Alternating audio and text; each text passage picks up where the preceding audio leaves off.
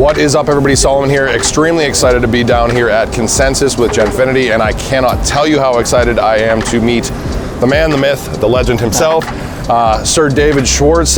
David, can you talk a little bit about your experience? You did a Fireside chat today. XLS 20 launched about 7 months ago. Obviously, NFTs going live on the XRP ledger, and I know one of the big passion aspects that you have going on right now is XLS 30. Can you talk about that chat and XLS 30 and what that represents for the ledger? Sure. So I gave a Fireside chat along with David Schwartz from the XRPL Commons, and we talked about everything. I asked him some questions like, what is the XRPL Commons? Because he had helping him to kind of get his message out, and he asked me a lot of questions about the direction that the XRP ledger was going, and a lot of focus on how developers can join the effort and where they can get support and how they can contribute and be part of a thriving community. Yeah, XLS 20, it's been about 6 months now roughly, and the adoption has been really good. There's been well over 1 million NFTs, 5 major marketplaces, hundreds of projects.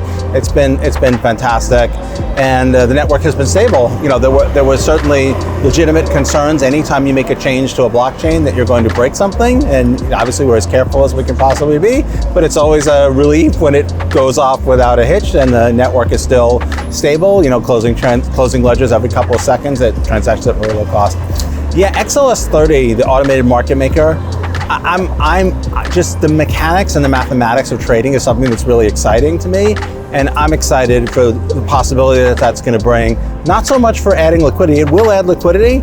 Personally, that's not what I'm super excited about. What I'm super excited about is the trading strategy that will execute on behalf of token holders and the yield that I think that the people who sort of loan cryptocurrencies and stable coins providing liquidity to the pool will get. 100%. And I mean, I always have to ask, obviously XLS 20 was, back in 2022. What were the biggest milestones and achievements, in your opinion, from the XRP ledger standpoint in 2022? And what are you most excited about? Maybe that is XLS 30. What are you most excited about moving forward into 2023 and even pushed out into the future a little bit further?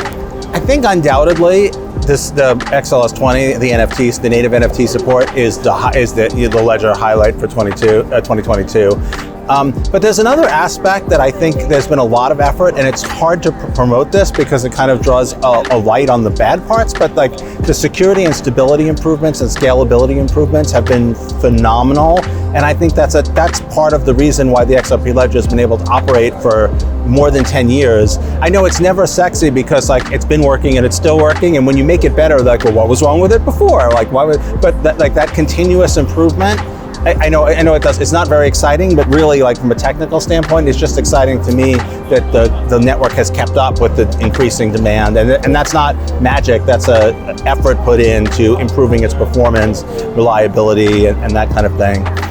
As far as the future, the automated market maker, I think also Ripple's been working hard on identity solutions to allow more enterprise adoption, sanctions compliance particularly. Enterprises will not participate in any financial system where they might inadvertently accept money from or send money to a sanctioned entity, because the penalties are just so high, they just won't do it. And so coming up with some sort of solution to those types of problems, I think is what we're going to be focusing on. Our 2023 emphasis is going to be around removing barriers to enterprise adoption to DeFi technologies. I would love your take on, because we know Ripple has Liquidity Hub obviously as well. Do you think that over time, you're going to see NFTs and certain things need to have bolstered up liquidity? And can you maybe just touch base a little bit on Liquidity Hub and what that represents right now, and what you're excited about moving forward with Liquidity Hub as well, and what that does for Ripple as an organization? Sure. Yeah, I absolutely do think that liquidity becomes more important. Because what's going to happen is you're going to be interested in NFT projects in all different places. They're not. Every NFT project is not going to be on the XRP ledger. It's not going to be on Ethereum. It's going to be in various different places, and so liquidity and interoperability are going to be important, because otherwise you're going to have to the interoperability burden is all going to be on the individual retail user, and that doesn't make any sense. So that's going to happen. Liquidity Hub is kind of like an enterprise solution to that problem. Ripple has always had these two halves, one focusing on the enterprise solution, the building software that banks can use, very reliable. Liquidity Hub is like the professional enterprise solution to that problem, and sort of the XRP Ledger's DEX is part of the sort of the sort of bottom-up solution, the sort of solution for everybody. As far as how we see Liquidity Hub fitting into the other things that we're doing, we have a payments platform where you can source payments using cryptocurrencies, you can settle, you can bridge, and we're in enterprises, we're in financial institutions, we're in their payment flows. And so if we can introduce new technologies like Liquidity Hub and then subsequent enterprise DeFi products, maybe it's lending, maybe it's identity, you can think of RippleNet and Liquidity Hub as becoming a potential distribution platform and a potential pathway for enterprise adoption to those technologies. And I think we definitely see that as an opportunity. If you're looking at what can Ripple do that other companies might not be able to do, and we're going to focus on doing the things that play to our strengths. And so strength that we have is that we've been building enterprise software for a long time. We've got institutional adoption. We're in their payment flows. And so we're going to look for ways that we can take advantage of that. 100%. And I have to ask you, we know that you're kind of an NFT enthusiast and you do your own artwork from an AI standpoint. Talk about maybe a little bit about your opinion on AI, because we've seen a lot of kind of AI initiatives coming down the pike. Recently, there are certainly some of the old guard that have been doing AI for quite some time. When are we going to see I guess your thoughts around AI first and foremost, but when are we going to see the David Schwartz collection launch on the XRPL? I have offered NFTs on the XRP ledger. I've been offering them through several different platforms, but I did have a whole bunch on the XRP ledger, and I did them through 2 or 3 different marketplaces, mostly to get the experience of what those marketplaces were like. And I have to say, it was spectacular.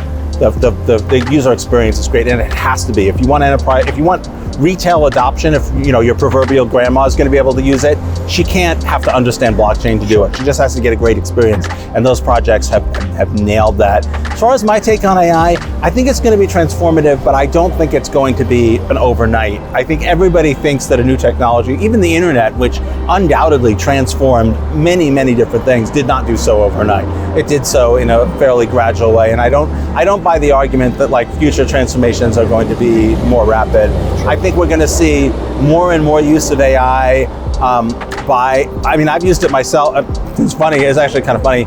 I'm not good at handling emotionally charged situations, like when a project fails and I have to tell the team hey, you guys did your best. And AI is great at drafting. I look at them, I'm like, God, that's fantastic. Yeah. It's a little horrible to think that I'm not good at that as a human being and a machine is better at it than I am. But it's true. It's true. There are certain tasks that AI is really, really good at, but I'm not one of the people who thinks that it's going to transform the world overnight or destroy the world. So I'm not nervous about it yet. My last question for you is, with XLS20 and the launch of XLS20, we kind of saw a shift from a lot of projects that are building out on the decentralized XRP ledger that went kind of from the IOU-based issuance aspects into literally issuing NFTs that exist on ledger.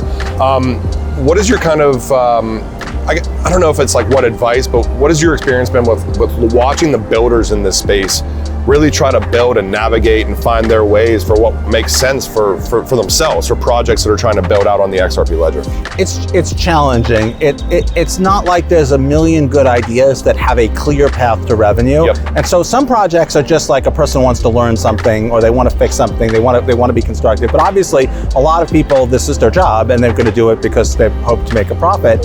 And there is no get rich quick scheme, unfortunately. I've seen a lot of constructive projects. The secret to getting rich is to build things that people love and that solve real world problems. And so you have to find them and you have to make a match for it.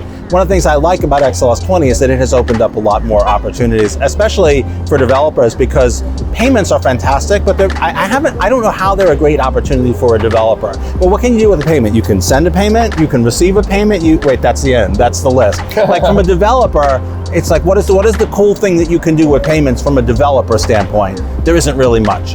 And so there hasn't been it's great to get paid. Everybody wants to get paid, but it's not interesting from a developer to build the technology to do that usually.